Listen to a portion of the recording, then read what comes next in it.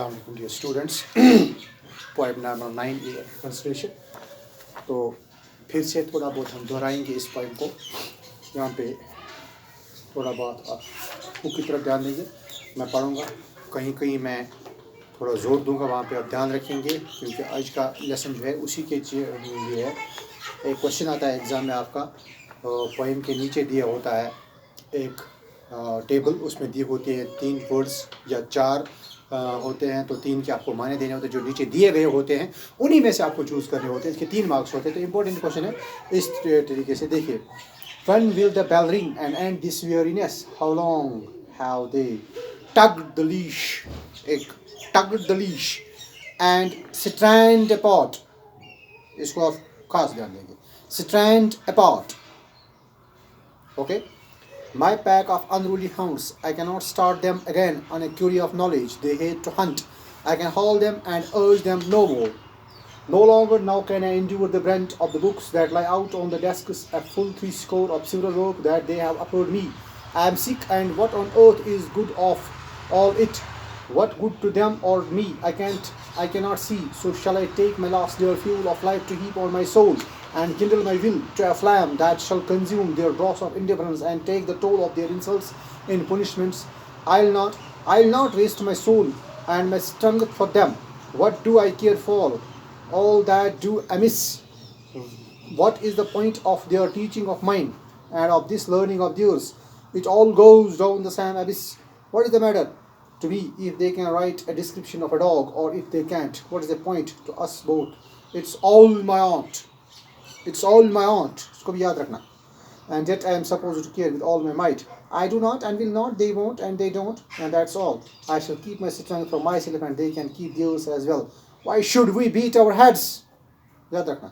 Why should we beat our heads against the wall of each other? I shall sit and wait for the bell. Mental state of teacher ये poem दिखाती है कि कौन सी परेशानी एक teacher को उठानी पड़ती है क्लास में जब स्टूडेंट्स पढ़ने के लिए विलिंग नहीं होते। तो यहाँ पे एक पहला जो क्वेश्चन आता है आपके एग्ज़ाम में, वो पूछा जाता है, एक समरी वहीं से दी जाती है। पहले एक स्टेंजा या एक फुल पोएम ही दी जाती है एग्ज़ाम में। आपको करना क्या है, वो पोएम, वो स्टेंजा आपको ठीक तरीके से पढ़ना है, समझना है, फिर ये सोचना है कौन सी पोएम है, कौन से पोएम से स्टेंजा लिया गया है, राइटर कौन है, पोइट कौन है इसका, वहाँ पे क्या मसला था, क्या डिस्कस किया जा रहा था। एक समरी आपको मिलेगी उसके नीचे, जैसे हम करते आ रहे हैं। उस समरी में आपको 6 ब्लैंक्स मिलेंगे। वो ब्लैंक्स आपको फिल करने हैं। उसको 3 मार्क्स होते हैं, आधा आधा मार्क्स एक ब्लैंक का होता है। उसके बाद उसी स्टेंजा में से नीचे एक टेबल दिया जाता है। उस टेबल में एक साइड से लिखे होते हैं एक्सप्रेशंस फ्रॉम द पोएम, यानी पोएम से कुछ खास एक्सप्रेशंस निकाले जाते हैं, कुछ खास वर्ड्स निकाले जाते हैं जो शायद बहुत खास तरीके से इस्तेमाल करता है, वहाँ पे उनको निकाला जाता है। आगे एक उसका एक हिस्सा होता है उस टेबल का, उसमें आपको उसके आंसर्स लिखने होते हैं, उनका क्या मतलब है, तो सजेस्ट दैट, इसका क्या मतलब है, यानी अगर शायर ने ये चीज़ इस्तेमाल की है तो इसका क्या मतलब है। यहाँ पे वो मतलब आपको खुद ही नहीं लिखना है। इस टेबल के नीचे आपको वहीं से आंसर्स भी मिलेंगे। कभी आंसर एक्स्ट्रा भी होते हैं, कभी बराबर ही होते हैं जितने होते हैं, लेकिन वो ठीक तरीके एक सीक्वेंस में नहीं होते हैं। तो आपको करना क्या है, आपको नीचे के आंसर से ऊपर के क्वेश्चंस के वो आंसर्स देखने हैं, कौन किसके साथ मैच होता है, उसको मैच उसी के साथ करना है। टेबल एक बनाना है अपने आंसर शीट पे, वैसा ही उस साइड से, इस पहले लेफ्ट साइड से लिखने हैं आपको वो एक्सप्रेशन फ्रॉम द पोएम, फिर आपको लिखना है टू सजेस्ट दैट। 3 मिलाने होते हैं एक दूसरे के साथ, तो ये 3 मार्क्स का क्वेश्चन होता है। देखिए यहाँ पे हमने जो लिया है एक्सप्रेशन फ्रॉम द पोएम, सबसे पहला एक्सप्रेशन एक लीश है।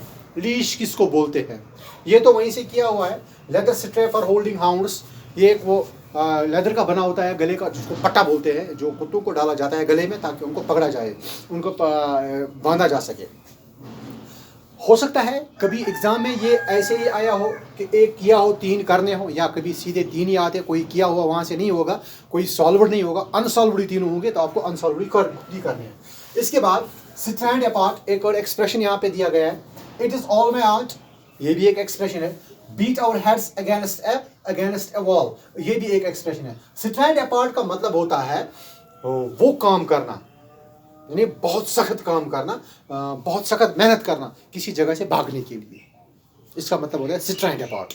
फिर हम देखेंगे नीचे मायने में से कौन सा मिलेगा इसके साथ। एक और है इट्स ऑल माई ऑन, इसका मतलब होता है आई डोंट केयर, यानी मुझे इसके साथ कोई वास्ता नहीं है। ये जब टीचर कहता है I don't care, it's all my on, ये पढ़ने के लिए तैयार ही नहीं है, why should I teach them, मुझे इनकी फिक्र क्यों करनी है, आई डोंट केयर। एक और है beat our heads against a wall, यानी वो काम करना जिसका कोई मतलब ही ना हो, यानी beat our heads against wall, वो काम करना जिसका कोई मतलब ही ना हो, फजूल का काम करना, बेवकूफ़ी का काम करना, ऐसे ही। तो यहाँ पे हमने लिखा है नीचे attempt to do something that is clearly impossible, वो काम करना, बात समझना, वो काम करना जिसका कोई मतलब ही नहीं हो। ऊपर मैंने देखा beat our heads against a wall, तो इसका मतलब है इसको इसके साथ मिला जा सकता है। यहाँ लिखेंगे attempt to do something that is clearly impossible, that is clearly impossible, यानी ऐसा काम करना जो बिल्कुल नामुमकिन हो, ऐसा काम करना। यहाँ एक और है leather stray for holding a hound, ये तो आया है एक का आंसर, तो ये नहीं आएगा, हो गए दो।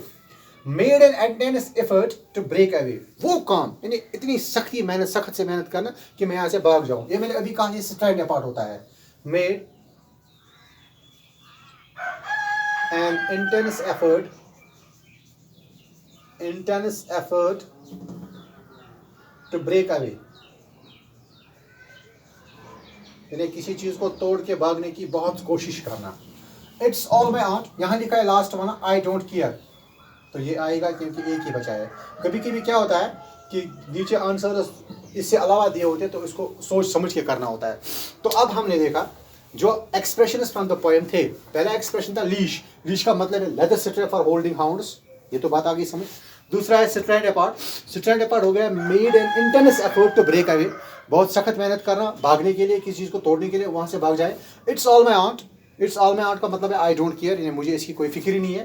Beat our heads against the wall मतलब वो काम करना जिसका कोई मतलब ही ना निकलता हो। Attempted to do something that's clearly impossible, वो काम जिसका कोई मतलब ही ना हो। इस तरह से हमारी ये पोएम कंप्लीट होगी। Hope you have understood it.